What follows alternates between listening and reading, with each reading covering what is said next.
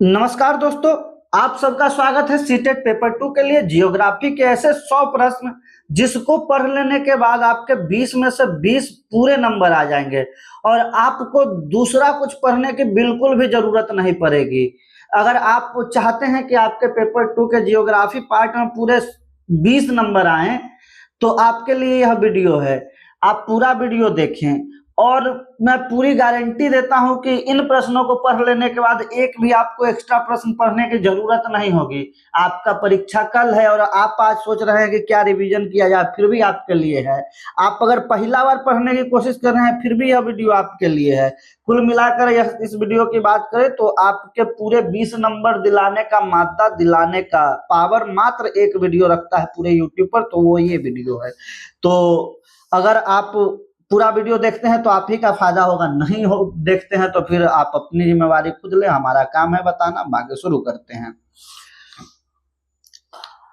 निम्नलिखित कथनों पर विचार कीजिए और सही विकल्प का चयन कीजिए।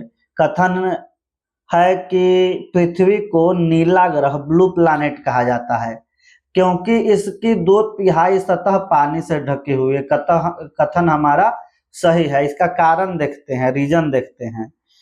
अंतरिक्ष से देखने पर पृथ्वी नीली दिखाई देती है क्योंकि जल प्रकाश की नीली तरंगदैर्घ्य को सबसे अधिक परावर्तित करती है। यह बात भी बिल्कुल सही है। अब इसके ऑप्शन देखते हैं। अब देखिए, अ ब स द को आप ABCD मानिए।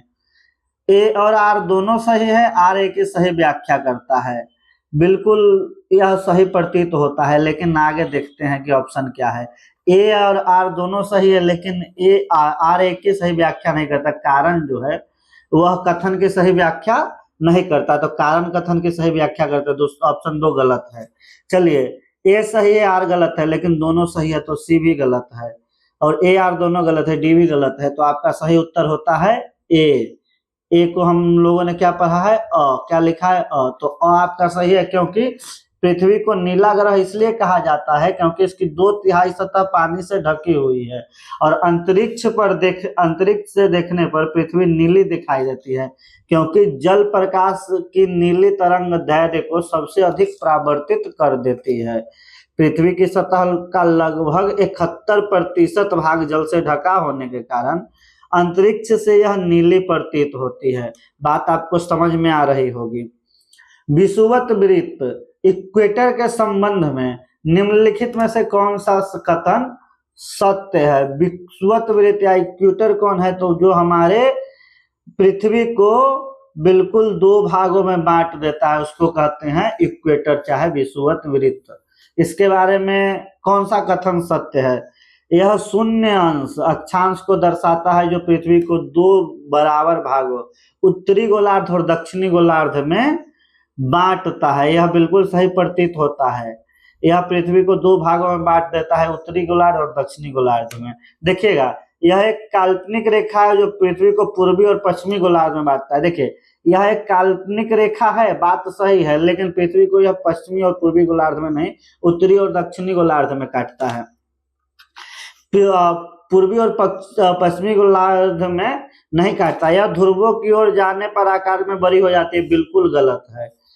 इस रेखा पर सूर्य की किरणें वर्ष में केवल एक बार लंबवत पड़ता है। यह बात भी बिल्कुल ही गलत है। तो आपका सही उत्तर होता है ए। यह शून्यांश अक्षांश को दर्शाता है जो पृथ्वी को 2 बराबर भागों उत्तरी और दक्षिणी गोलार्ध में बांटता है। विषुवत वृत्त सबसे महत्वपूर्ण अक्षांश रेखा है जो ग्लोब को 2 बराबर भाग गोलार्धों में विभाजित कर देता है। पृथ्वी के घूर्णन रोटेशन के कारण निम्नलिखित में से कौन सी परिघटना होती है। पृथ्वी के रोटेशन के कारण पूछ रहा है।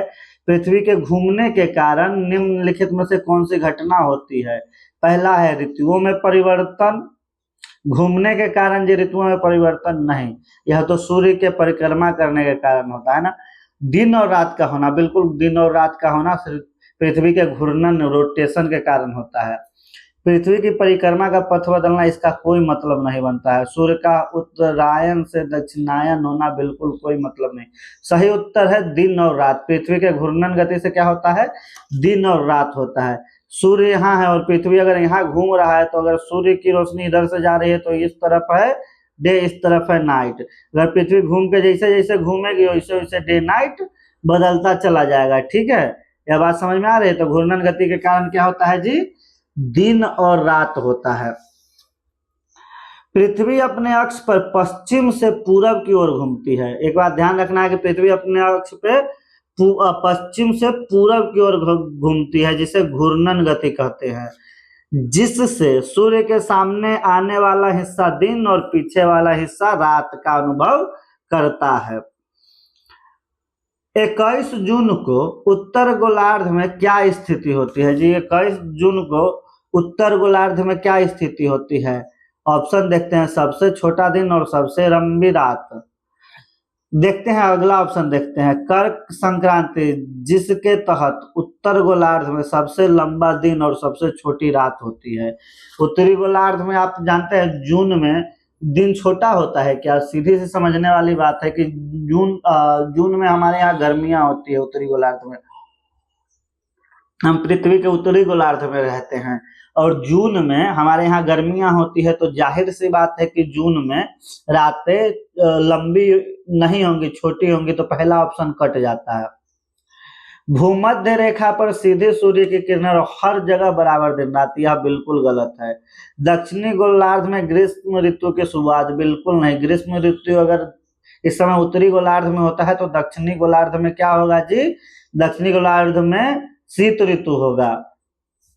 तो आपका सही उत्तर है कर्क संक्रांति, जिसके तहत उत्तर गोलार्ध में सबसे लंबा दिन होता है। कब? 21 जून को। और रात क्या होती है? सबसे छोटी होती है। कर्क संक्रांति, जिसके तहत उत्तर गोलार्ध में सबसे लंबा दिन और सबसे छोटी रात होती है, कब होती है? 21 जून को।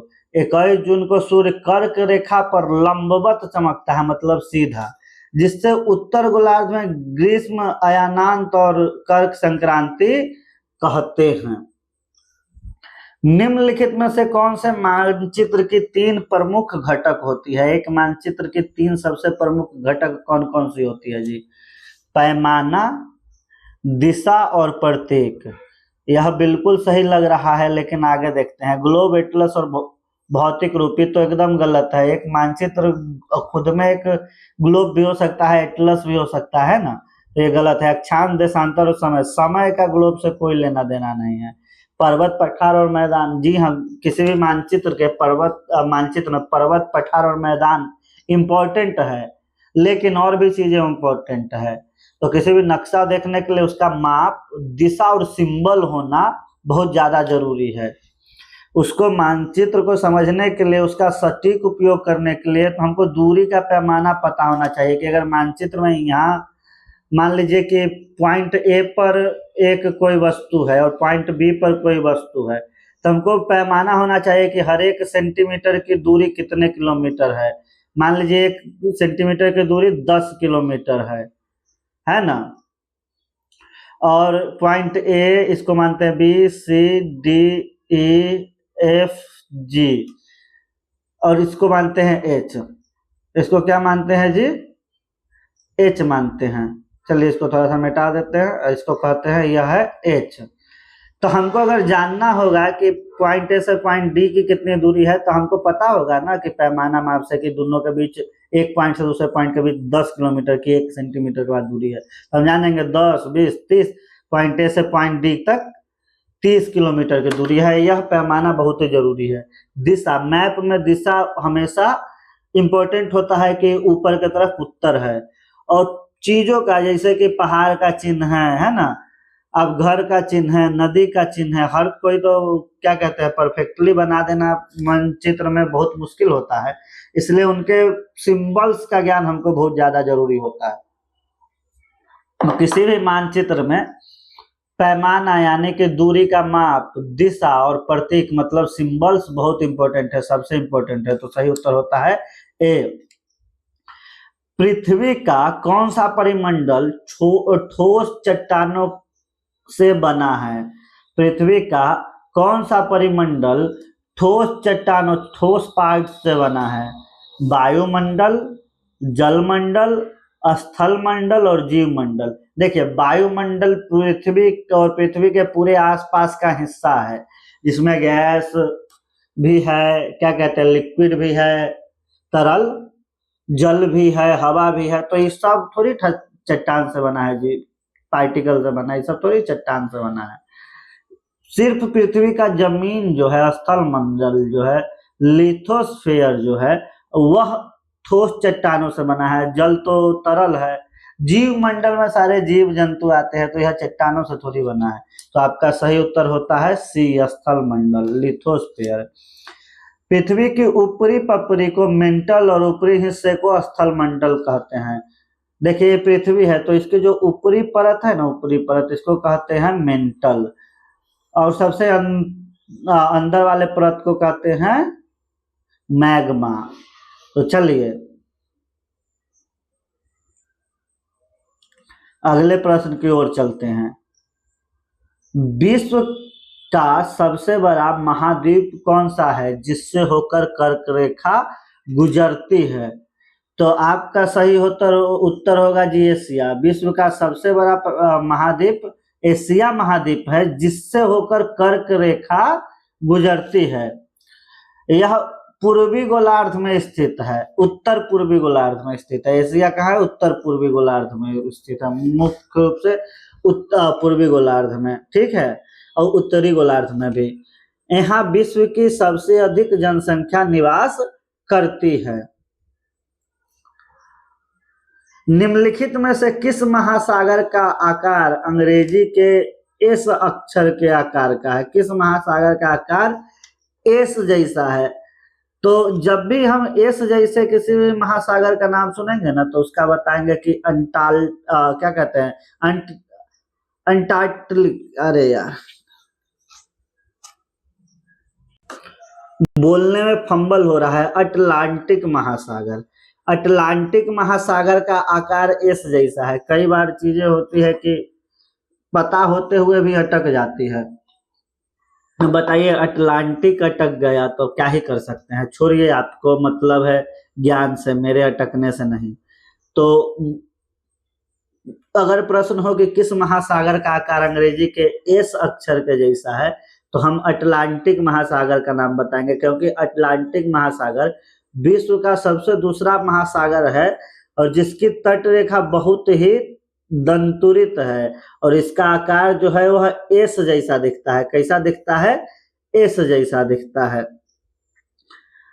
पहाड़ों के विभिन्न प्रकारों में ब्लॉक पर्वत या फिर ब्लॉक माउंटेन का निर्माण कैसे होता है?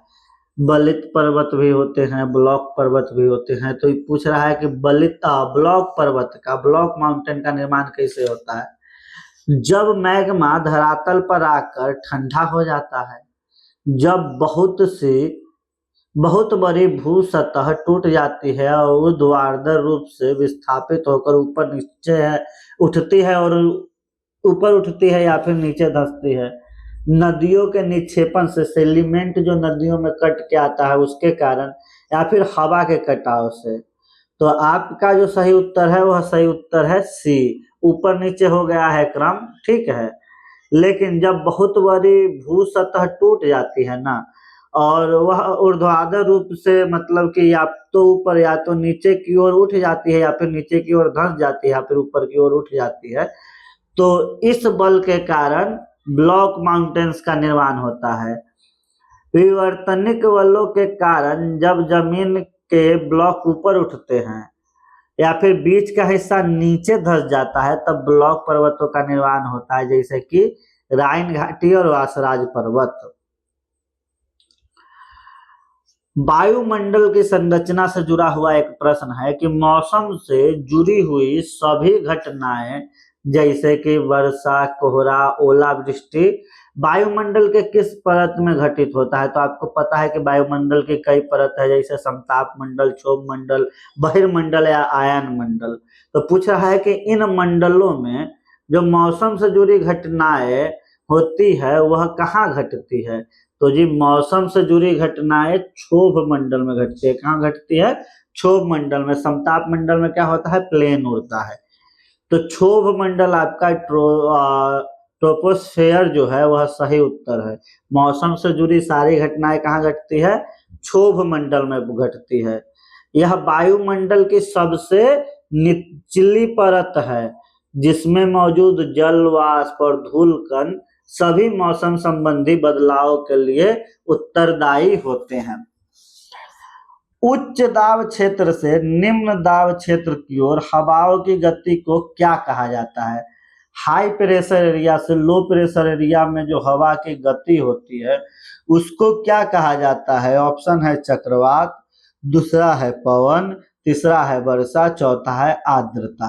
देखिएगा, आर्द्रता जो है ह्यूमिडिटी है, यह इस प्रश्न से के आसपास भी नहीं है तो कट जाएगा। वर्षा क्या मानसून से होता है, इसमें उच्च दाब से निम्न दाब की ओर जाने वाले हवाओं का कोई मतलब नहीं है। चक्रवात बिल्कुल अलग है, तो आपका सही उत्तर होता है पवन। वायु हमेशा क्या होता है? हाई प्रेशर से लो प्रेशर की ओर बहती है, जिसे सामान्य बोलचाल में हवा या पवन कहते हैं। ठीक है।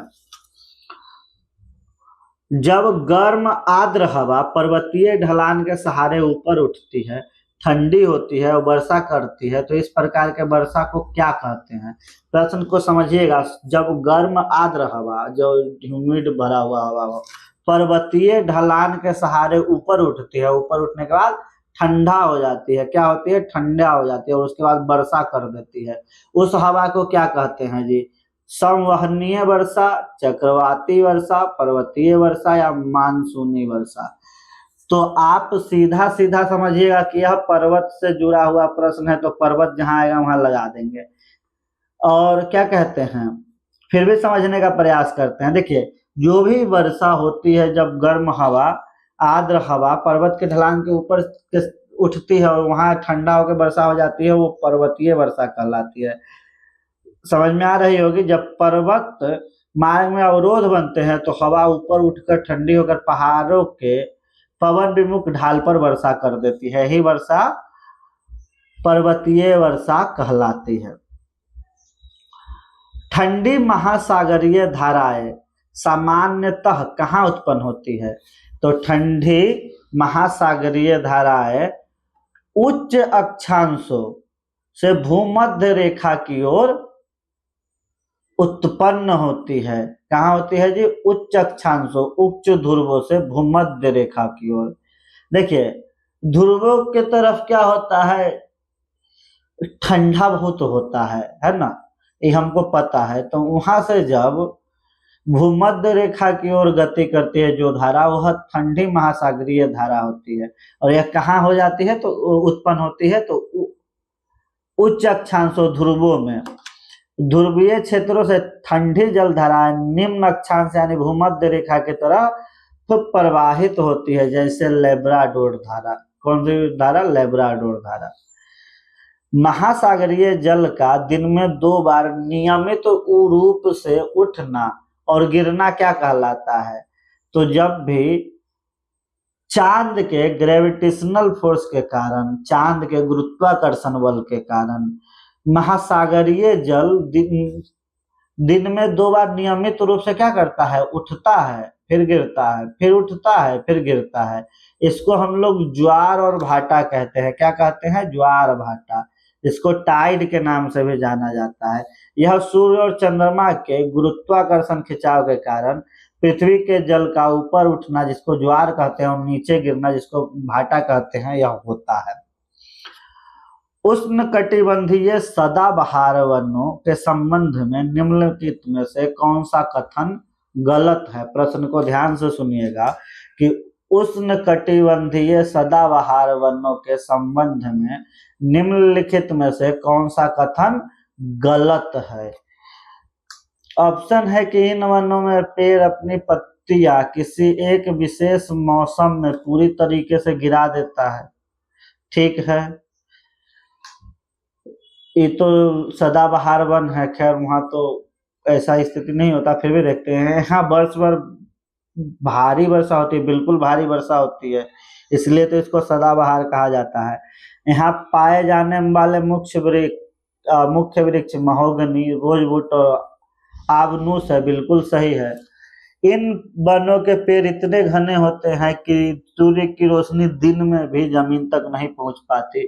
बिल्कुल सही बात है। यह वर्षा वनों में जो उष्णकटिबंधीय सदाबहार वन है, रेन फॉरेस्ट है, वहाँ की पेड़ इतने घने होते हैं कि दिन में भी सूरज की रोशनी जमीन तक नहीं पहुंच पाती।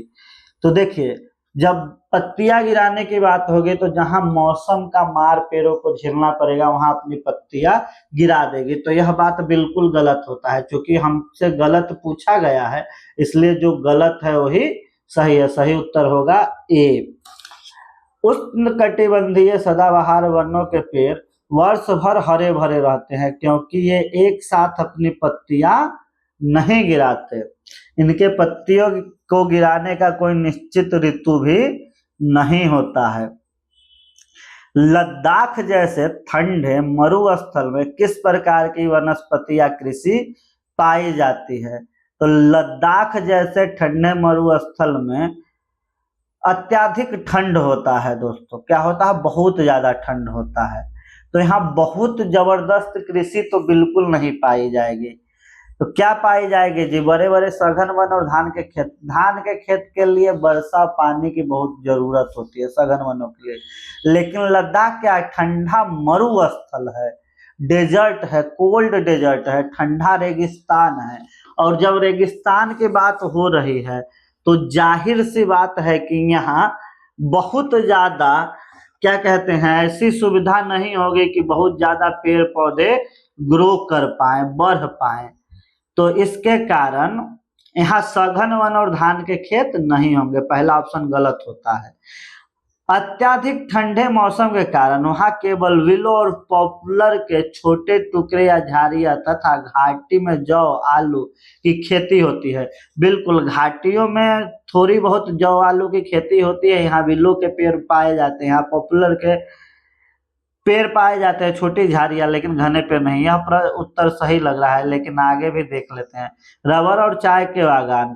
रबर और चाय के बागान नहीं होगा। खजूर के विशाल वृक्ष रेगिस्तानों में होता है दोस्तों। वो भी कहाँ होता है? तो यह दुबई के तरफ होता है ना, यूनाइटेड अरब अमीरात में होता है।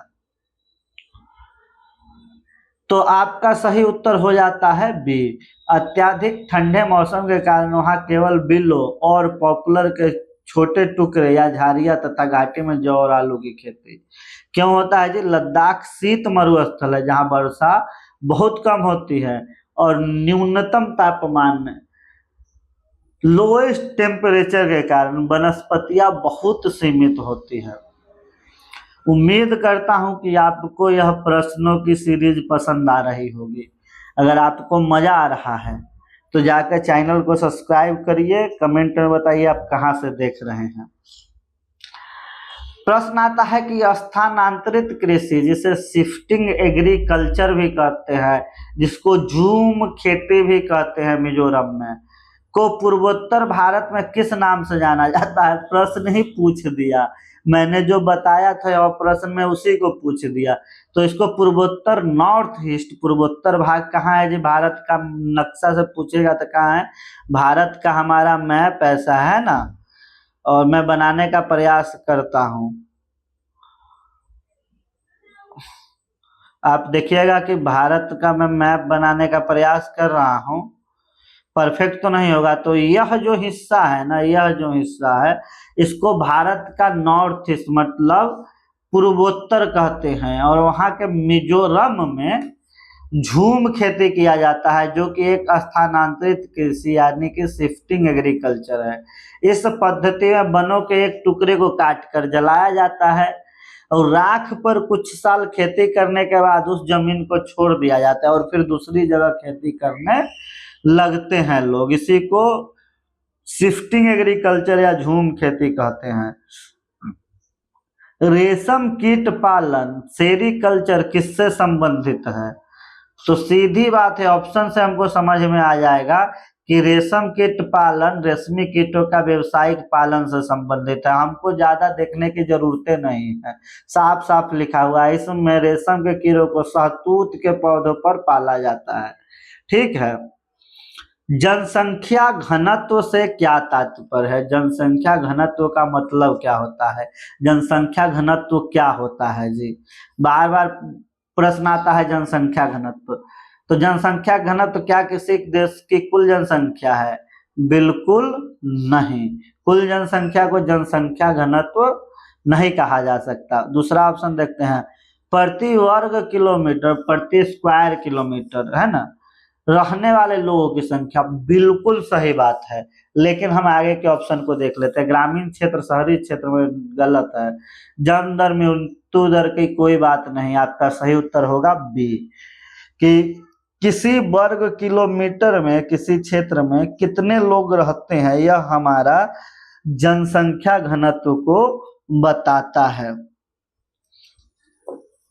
निम्नलिखित में से कौन सा संसाधन नवीकरणीय संसाधन है? रिन्यूएबल रिसोर्स है।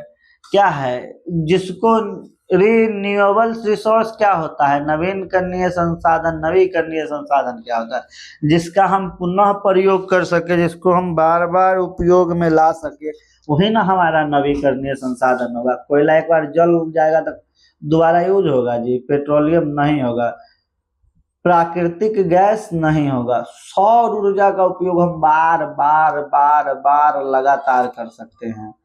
नवीकरणीय संसाधन वे होते हैं जो असीमित मात्रा में उपलब्ध है और शीघ्रता से नवीनीकृत या पुनः पूरित हो जाते हैं, जैसे सौर ऊर्जा और पवन ऊर्जा, जल ऊर्जा, है ना। पृथ्वी के सबसे आंतरिक भाग, इसको कोर कहते हैं, क्रोड कहते हैं। पृथ्वी की सबसे भीतरी परत कोर या क्रोड के कोर मुख्य रूप से किन तत्वों से बनी होती है? यह मुख्य रूप से निकेल और लोहा से बना होता है। नीफे से बना होता है। किससे बना होता है? निकेल और लोहा से बना होता है। और इसमें ना मैग्मा, मतलब पिघल कर निकल और लोहा लिक्विड के रूप में बहता रहता है। ठीक है। कोरोड को नीफे क्यों कहा जाता है? क्योंकि इसमें निकल और फेम यानी कि लोहा प्रधानता से होती है। संगमरमर किस प्रकार के चट्टान का उदाहरण है? संगमरमर किस प्रकार की चट्टान का उदाहरण है? तो संगमरमर जो है वह रूपांतरित चट्टान है। कैसा चट्टान है जी? रूपांतरित चट्टान है। किससे बनता है? जब बहुत ज्यादा ताप और दबाव के कारण चूना पत्थर, जो अवसादी पत्थर है, अपना रूप बदल लेता है, तब वह संगमरमर में परिवर्तित हो जाता है। इसलिए इसको कायांतरित या रूपांतरित चट्टान भी कहते हैं। भूकंप के तीव्रता मापने के लिए किस पैमाने यंत्र का उपयोग किया जाता है? तो आपका उत्तर जाता है सिस्मोग्राफ। क्या होता है जी? सिस्मोग्राफ। सिस्मोग्राफ से हम भूकंप की तीव्रता को माप लेते हैं। वह इस तरीके से उसके रिएक्टर स्केल पे मापा जाता है। एक पेपर और पेंसिल की मदद से ऐसा ऐसा लाइन बन जाता है, जिससे हम उसकी तीव्रता को माप लेते हैं। मरुस्थल में रेगिस्तानी हवाओं द्वारा निर्मित मशरूम रॉक, जिसको छत्रक शिलाएं भी कहते हैं, कैसा होता है जी? तो ऐसा क्या कहते हैं, जमीन पे कहीं कहीं ऐसे ऐसे शिलाएं बनी होती है, जिसका नीचे हवा के कारण कट जाता है, लेकिन ऊपरी हिस्सा बचा रहता है गोल। इसी को मशरूम रॉक्स कहते हैं, जिसको छत्रक शिलाएं कहते हैं। इसका कारण क्या होता है? हवा द्वारा चट्टान के निचले हिस्से को ज्यादा और ऊपरी हिस्से को कम काटना, कम घिसना। सही उत्तर होगा बी। मरुस्थलीय हवाओं में उड़ने वाले बालू के कण निचले हिस्से में तेजी से टकराते हैं, जिससे चट्टान नीचे वाला तेजी से कट जाता है। इससे इसका आकार मशरूम जैसा बन जाता है। जब मैदानी क्षेत्रों में नदी प्रवेश करती है तो वह बड़े मोड़ पर मुड़कर बहती है। इन बड़े मोरों को क्या कहा जाता है जी? जब पहाड़ से नदी, है ना, मैदानी क्षेत्रों में प्रवेश करती है तो सबसे पहले उसकी रफ्तार कम हो जाती है, और जब वह बड़े मोरों से मुड़ जाती है तो इन मोरों को क्या कहते हैं जी? इसको क्या कहते हैं इन बड़े मोरों को, जहां से नदी मुड़ती है? तो इसको विसर्प कहते हैं। क्या कहते हैं? विसर्प कहते हैं। सर्पिलाकार, ऐसे ऐसे ऐसे ऐसे ऐसे, है ना। क्योंकि मैदानी भागों में नदी के ढाल कम होने का कारण जल का मार्ग सर्पिलाकार हो जाता है, विसर्प हो जाता है, इसलिए इसको विसर्प कहा भी जाता है। हिमनदों ग्लेशियर द्वारा लाई गई मिट्टी, बालू और कंकड़ पत्थर जैसे निक्षेपों को क्या कहा जाता है? तो देखिएगा जी, आप अगर प्रश्न से समझना चाहें तो यहाँ हिमनद की बात हो रही है, ऑप्शन में भी हिमनद है ना, और ओढ़क है, मोरीन है, तो सीधा हम ए लगा देंगे, लेकिन समझेंगे क्यों? क्योंकि जब हिमनद पिघलते हैं ना, तो उनके द्वारा लाए गए विशाल मलबे को हिमनद मोरेन कहा जाता है। क्या कहा जाता है? हिमनद मोरेन, जो अलग अलग रूपों में जमा हो जाते हैं। तो सही उत्तर होता है ए। महासागरीय परिसंचरण से प्रश्न आता है कि गल्फ स्ट्रीम जो है, गल्फ धारा, वह किस प्रकार की महासागरीय धारा है? ठंडी धारा जो ध्रुवों से आती है, हमने ठंडी धारा के बारे में पढ़ा था, जो ध्रुवों से आती है वो अलग था, तो यह तो नहीं होना है।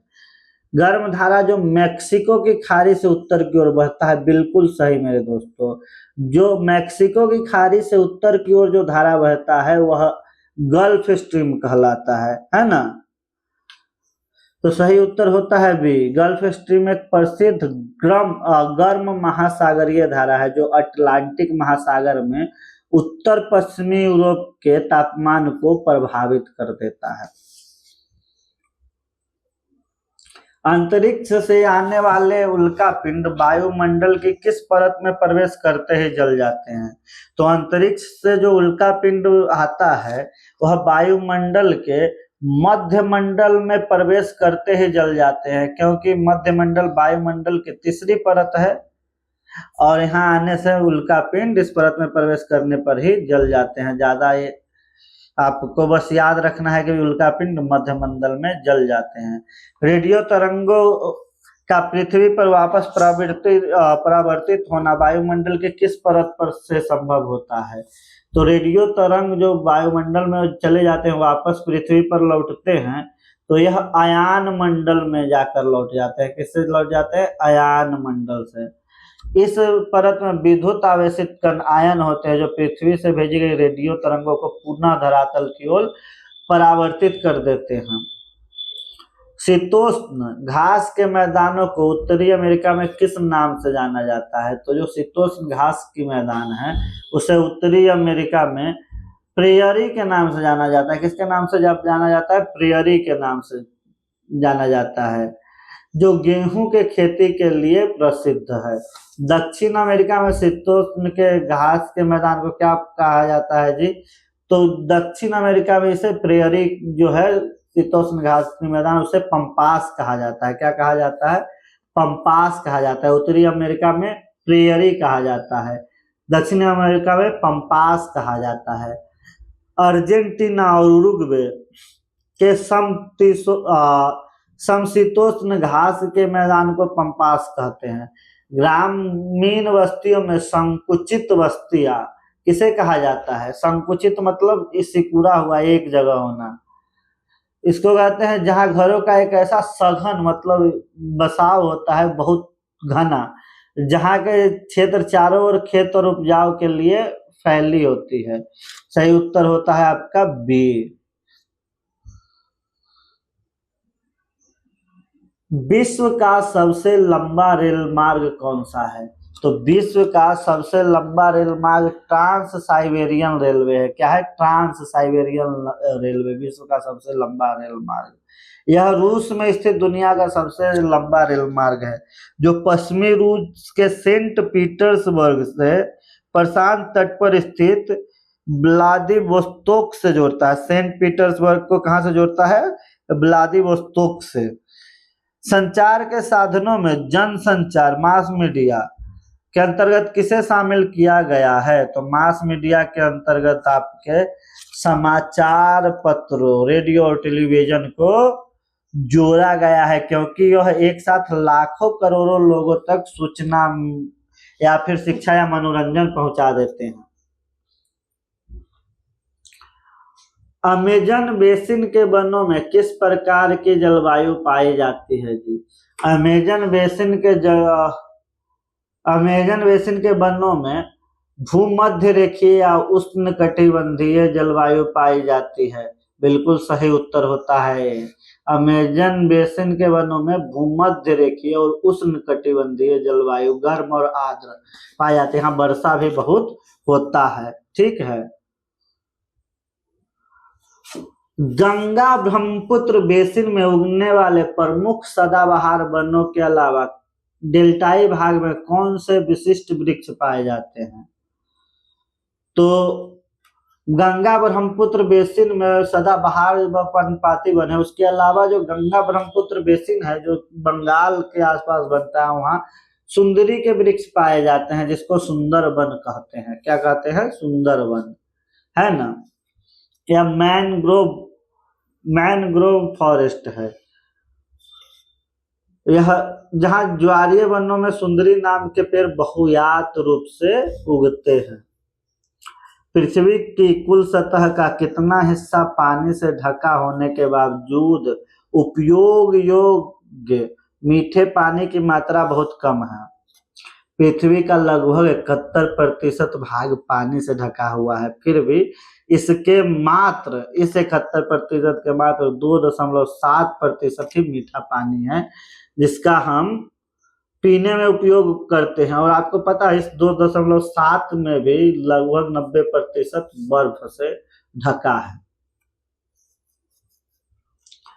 पहाड़ के ढलानों पर मृदा अपरदन क्या है? मिट्टी का कटाव रोकने के लिए निम्नलिखित में से कौन सी विधि सबसे अधिक प्रभावी है? तो यह समुच्च रेखीय जूत या फिर सीढ़ी नुमा खेती के कारण ही पहाड़ के ढलानों पर मिट्टी का कटाव रुकता है।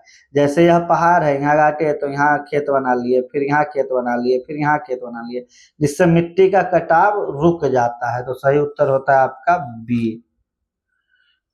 थोड़ा सा टाइपिंग का मिस्टेक है, कोई बात नहीं है।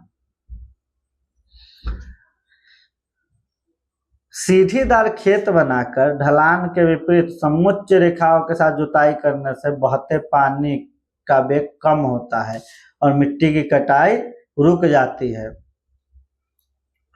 रोपण कृषि प्लांटेशन एग्रीकल्चर निम्नलिखित में से किसकी एक विशेषता है जी? यह एक प्रकार की निर्वाह कृषि है जिसमें केवल परिवार के लिए अनाज उगाया जाता है। यह एक प्रकार की वाणिज्यिक कृषि है जिसमें एक ही फसल जैसे चाय, कॉफी, रबर के बड़े बागान होते हैं। इसमें केवल पशुपालन किया जाता है। इसमें खेतों का आकार बहुत छोटा होता है। तो दोस्तों, यह एक प्रकार की वाणिज्यिक कृषि है जिसमें एक ही फसल जैसे चाय, कॉफी, रबर के बड़े बड़े बागानों को लगाया जाता है। रोपण कृषि में अत्यधिक पूंजी और श्रम की आवश्यकता होती है, जो मुख्य रूप से उष्णकटिबंधीय क्षेत्रों में व्यापार के लिए की जाती है। विश्व की प्रमुख खाद्य फसल कौन सी है जिसके उत्पादन के लिए उच्च तापमान और अधिक आर्द्रता और वर्षा की जरूरत होती है? देखिए, प्रमुख खाद्य फसल गेहूं भी है, मक्का भी है, चावल भी है, बाजरा भी है, लेकिन जिसके लिए हाई टेम्परेचर, अधिक आर्द्रता मतलब कि मॉइस्चर और अधिक वर्षा की जरूरत होती है, वह फसल है हमारा पैडी फील्ड मतलब चावल का खेत। चावल दुनिया के एक बड़े हिस्से का मुख्य भोजन है और इसके लिए चिकनी मिट्टी और मानसूनी जलवायु उत्तम होती है। पृथ्वी की पपड़ी अर्थ क्रस्ट में खनिज के संदर्भ में निम्नलिखित में से कौन सा कथन सत्य है? खनिज निश्चित रासायनिक संयोजन वाले प्राकृतिक रूप से पाए जाने वाले पदार्थ हैं। सभी चट्टानों में केवल एक ही प्रकार का खनिज पाया जाता है।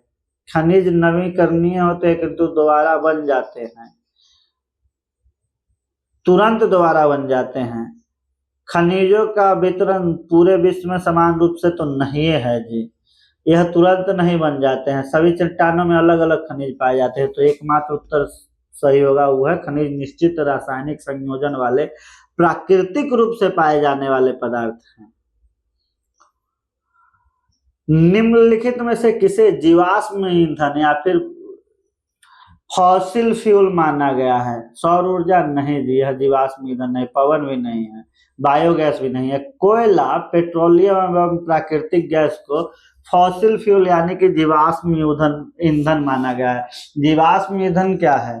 हजारों करोड़ों साल पहले पृथ्वी का जो भाग था जिसके ऊपर जीव जंतु है ना, पेड़ पौधा सब कुछ था, लेकिन एक बड़े भूकंप उथल पुथल के कारण यह सब जीव जंतु पेड़ पौधा जमीन के अंदर दब गया और हजारों लाखों करोड़ों वर्षों तक वहां वह धीरे धीरे क्या कहते हैं, डिकॉय होता गया, धीरे धीरे वह जीवाश्म ईंधन के रूप में बदलता चला गया। वही हमारा जीवाश्म ईंधन है, जिसे कोयला, पेट्रोलियम, प्राकृतिक गैस। ये ईंधन पशुओं और पौधों के अवशेषों के लाखों वर्ष तक पृथ्वी के दबे रहे लाखों वर्षों तक पृथ्वी के नीचे दबे रहने से बने हैं।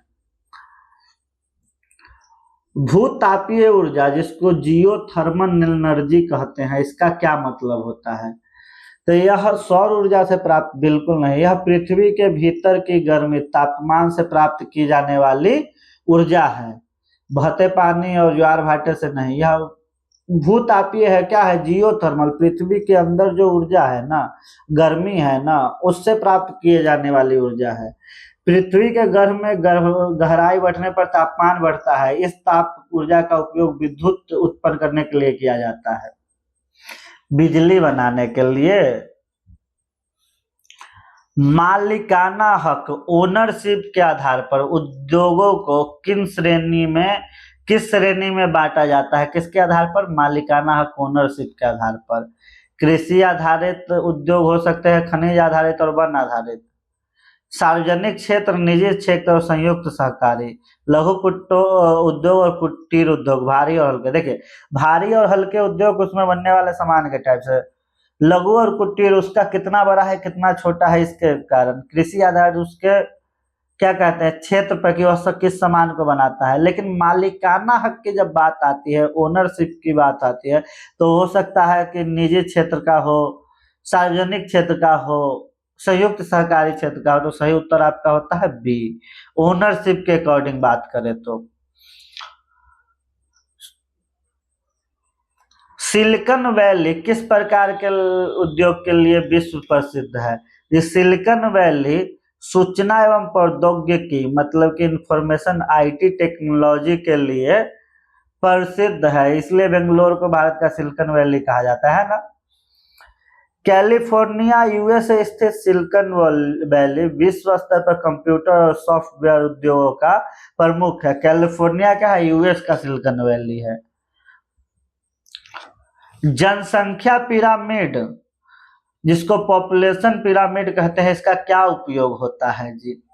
तो जनसंख्या पिरामिड किसी भी देश की कुल जनसंख्या, आयु और लिंग संरचना को दर्शाने के लिए उपयोग किया जाता है। जनसंख्या पिरामिड यह बताता है कि देश में विभिन्न आयु वर्ग के पुरुष और महिलाओं का अनुपात क्या है। ओजोन परत के क्षरण का मुख्य कारण क्या है? ओजोन परत के क्षरण का मुख्य कारण क्या है? या फिर क्षय का? कार्बन डाइऑक्साइड की अधिकता? बिल्कुल नहीं है, लेकिन बहुत ज्यादा नहीं है। ये CFC जो है, क्लोरोफ्लोरोकार्बन गैसों के प्रयोग के कारण ओजोन परत का क्षरण होता है। यह कहाँ से निकलता है जी? CFC, क्लोरोफ्लोरोकार्बन, रेफ्रिजरेटर से, AC से या फिर एरोसोल स्प्रे में उपयोग होने वाले गैस जो ओजोन के अणुओं को नष्ट कर देती है।